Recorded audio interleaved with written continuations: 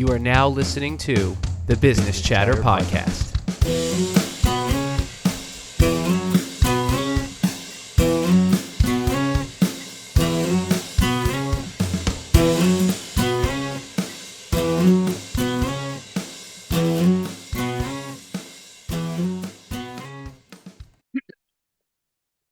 I cleared my throat as soon as it started recording.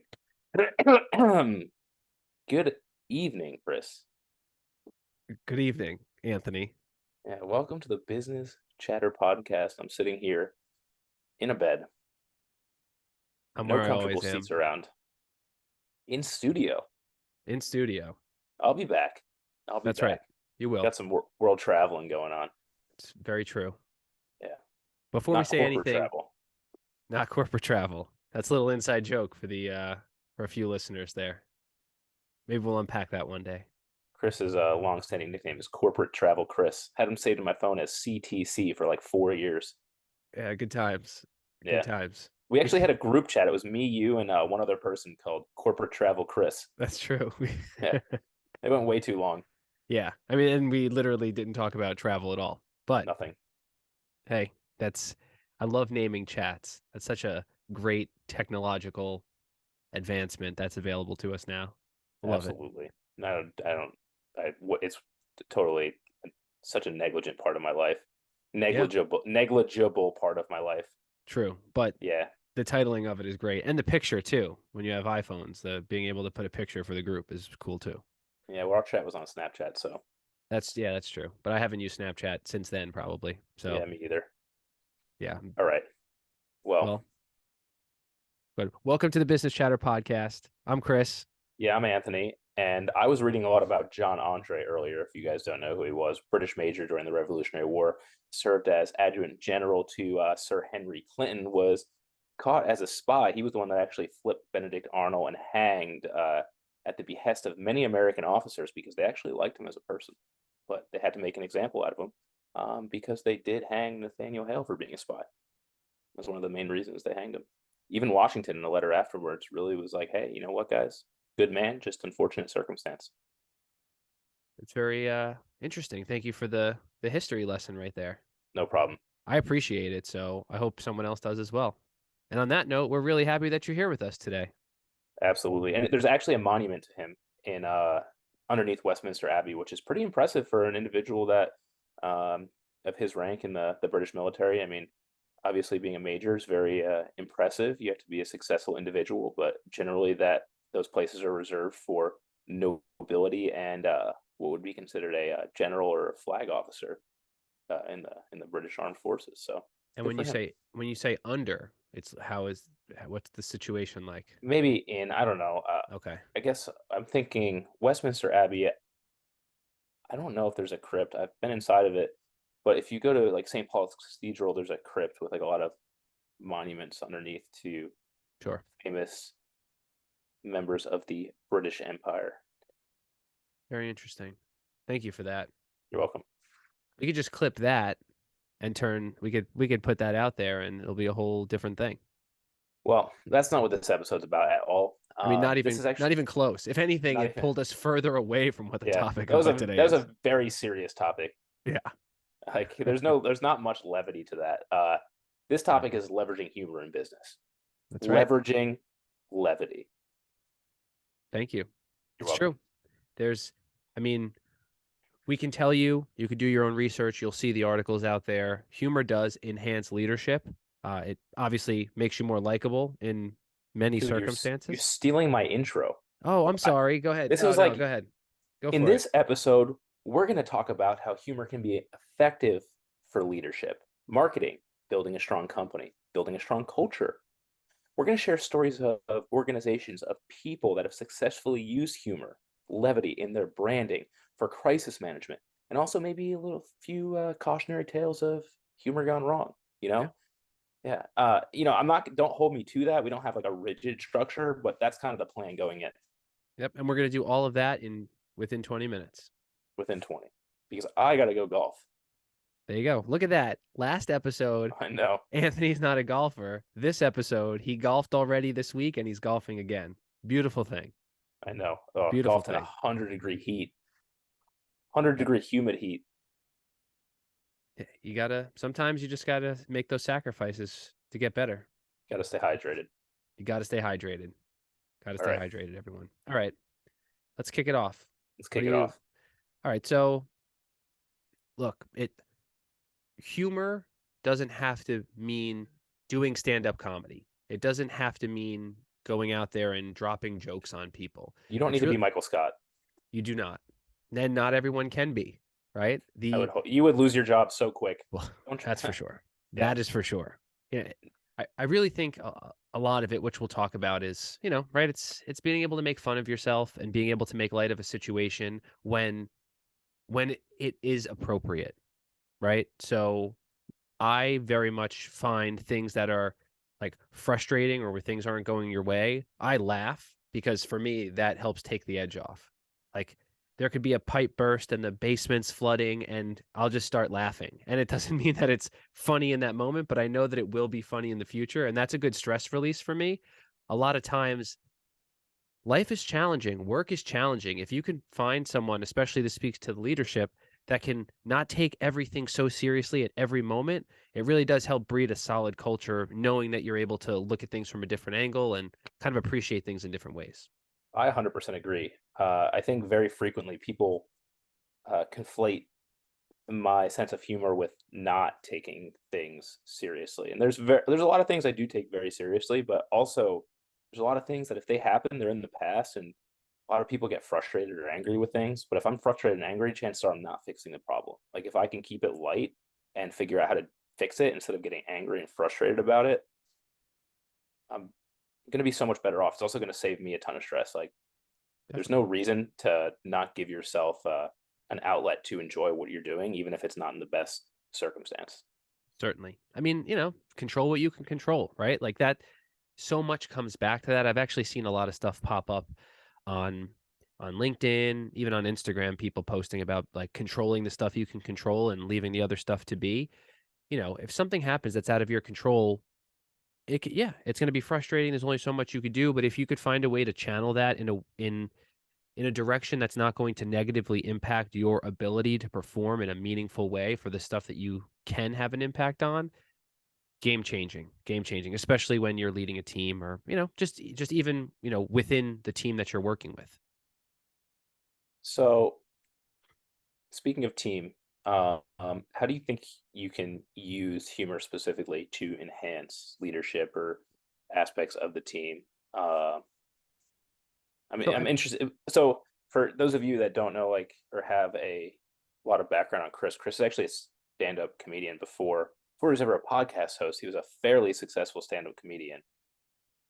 So, I appreciate that description. That's so that was a very different time, but yeah, so I did do stand up for a while and well, I mean actually the the thing about it is it shows a different side of you because even if you're joking around about something that you're all there to do, right? Work, business, the project, whatever it is, it does show a little bit of a different side. It gives people a view into what the way that you look at things that could be a little bit different, but also it's a shared experience. Like when you laugh together, it brings you closer. There's no question about that.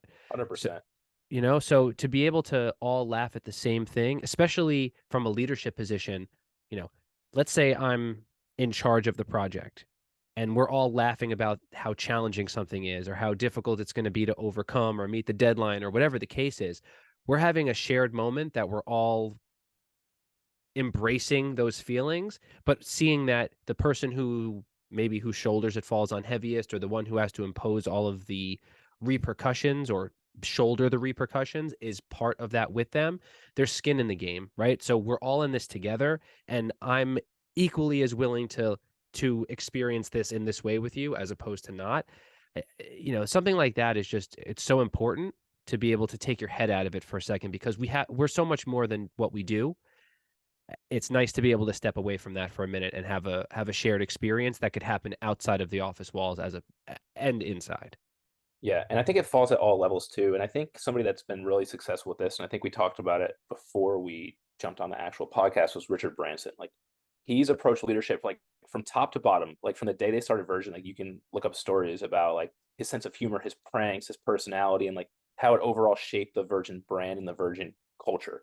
Like Totally. Virgin as a brand is like considered like not as much in Europe, but in the US, it's like a very like it's considered like a higher class brand. But like again, it's something that he built with like a very inclusive style of leadership. Like, and he's never like showed that he's been above anything, including like the flight attendant story we talked about. Like, you know, making bets with competitors. Like, hey, if you outperform us, I'll be your flight attendant. I will put a flight attendant's uniform on, and I will be a flight attendant on your flights.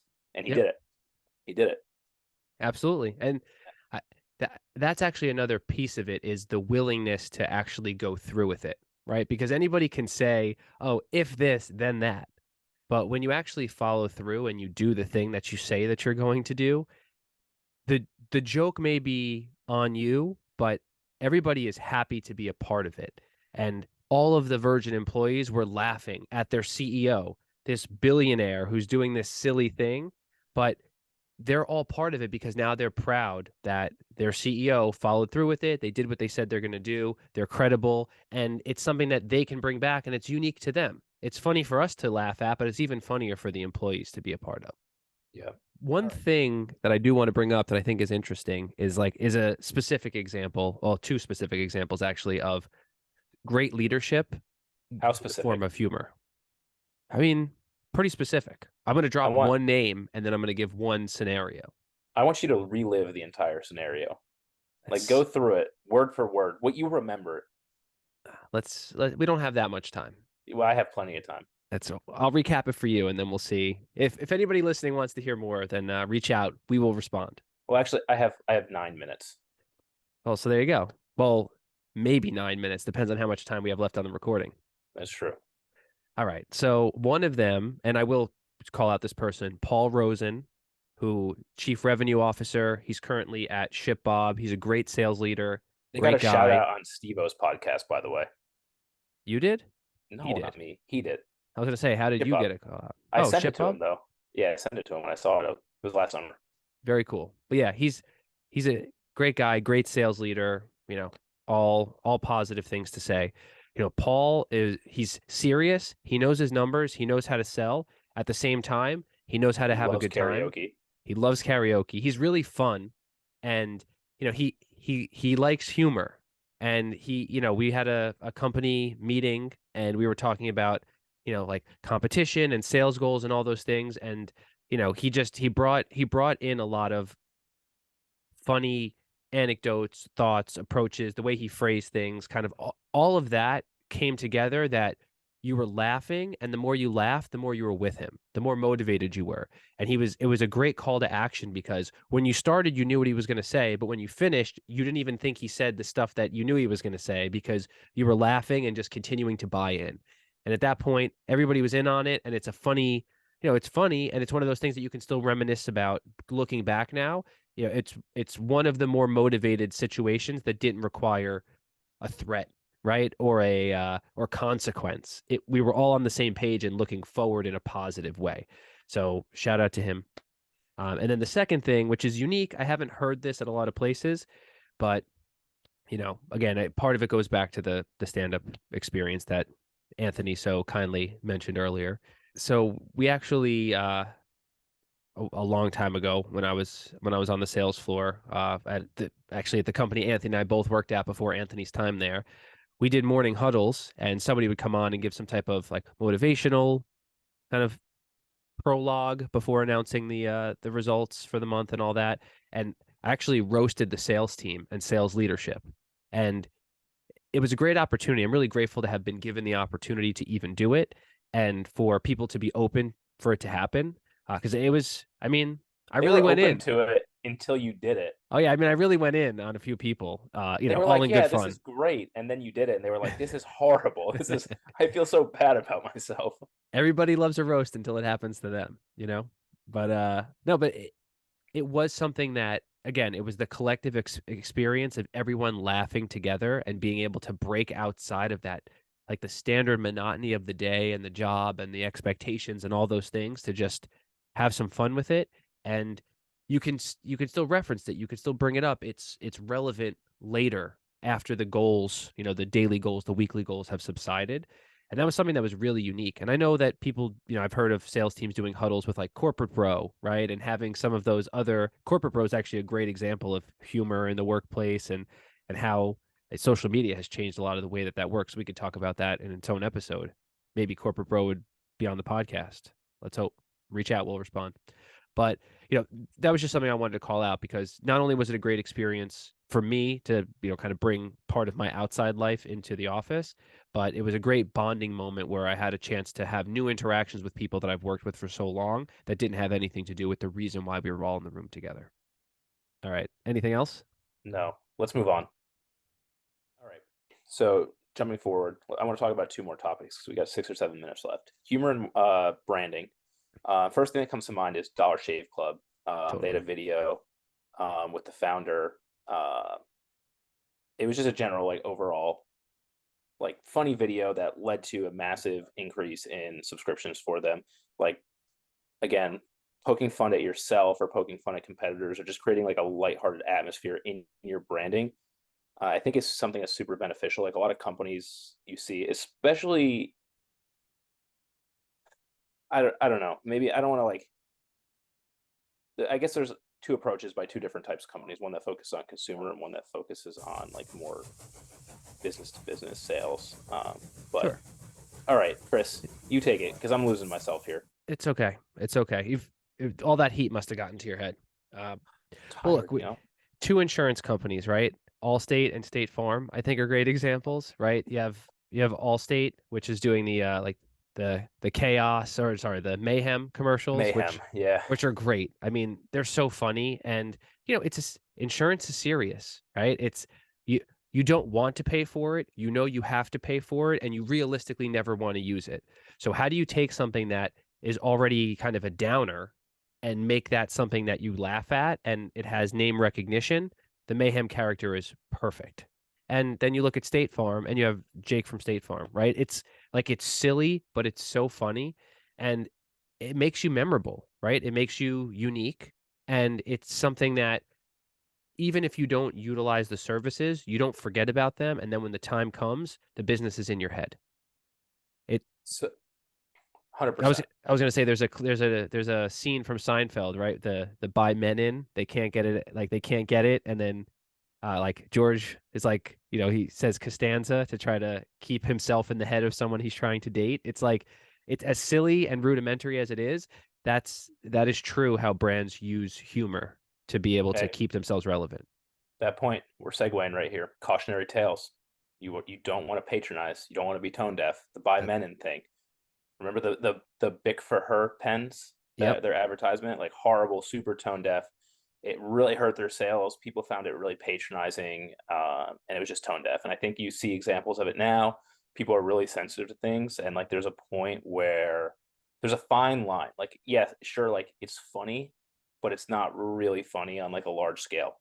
It's Sure. not like, yeah, Yep. It like esp- well, again, there's nothing wrong with like making an occasional like off color joke like between you and your friends. Like I'm not gonna say like that's a bad thing. Like as long as it's like appropriate and not offensive, like it can be off color and funny. But when you're trying to appeal to a large audience, there you got to tread lightly, and like that's one like you can't patronize people. Like again, whether it's a small or large group. Yeah, So you have to understand what your brand identity is. You have to understand the market, and you also have to understand who the non-consumers are. Because if someone's watching television and they see an ad, or someone's scrolling through Instagram and they see an ad, regardless of if you're targeting them or not, they're going to see it and they're going to have an opinion on it. It's very, very different than doing something that's specifically targeted for customers at a customer event, right? So, and again, not to say that everyone has different sensibilities, but as a brand, you need to be able to take that on. And at the same time, you need to be responsible for the repercussions of the marketing that you choose to do when you try to bring humor into things. Um, one thing I do want to call out that's very interesting, especially like knowing your market and kind of walking the line of what's funny, is like Dude Wipes. The CEO of Dude Wipes is very funny and he's very active on LinkedIn. If you're not following him, check it out. But he does a very good job of utilizing his brand and the marketing that they leverage in a lot of his conversations. So he's turned like Ask Me Anything into Ask Sean Stuff. So you could think of like the way that that is abbreviated and how it goes directly to their brand. And you might not find that specifically funny, but there's an element of funny in that. And it's a good way to help yourself stick out or Absolutely. stand out. So with that, want to reiterate importance of humor in fostering creativity. It's really important, I think, for any organization, no matter what level you're at, whether you started yesterday, whether you're a $5 billion company, to integrate some humor into your professional practices. Also, again, important to be mindful of your audience, of cultural sensitivities. Make sure the humor is inclusive and respectful. It can be edgy though, like Chris just said, like the ASS stuff. Like again, it's like kind of edgy, but it's not disrespectful to anybody. Exactly. So with that, I'm gonna rush you guys off here because we're bootstrapping this and we're on the free Zoom and we're We gonna are. get kicked off in a minute. So thanks for listening, watching, liking, subscribing, following. Business Chatter Pod Instagram. Email us host@business Business Chatter Pod. Business Chatter Podcast on YouTube. With that, Chris is going to take it. Chris here. Wanted to just chat real quick about our sponsor, Almost Vintage Chris, at Almost Vintage Chris on Instagram and almostvintagechris.com. You could use the code BCP for 10% off your order. As you can see in this episode, I'm wearing the Bummer shirt, which is awesome, super comfortable, love the logo, really the shirt of the summer. And, now's the time to pick it up. BCP for 10% off your order, Almost Vintage Chris. And as now always, wearing my Shank It Golf hat at Shank It Golf on Instagram, shankitgolf.com. They're not a sponsor. I'm an ambassador for them, but I dropped my code in the show notes there, the link directly, but you can go to shankitgolf.com and use the code CGolf15 for 15% off your order. Thank you so much for watching and listening. We appreciate your support. We know that your time is valuable, so thank you for sharing it with us. We're the Business Chatter Podcast. Consider us your crash course on value creation through the words of individuals who have done it before. We'll see you next time. Bummer. See ya.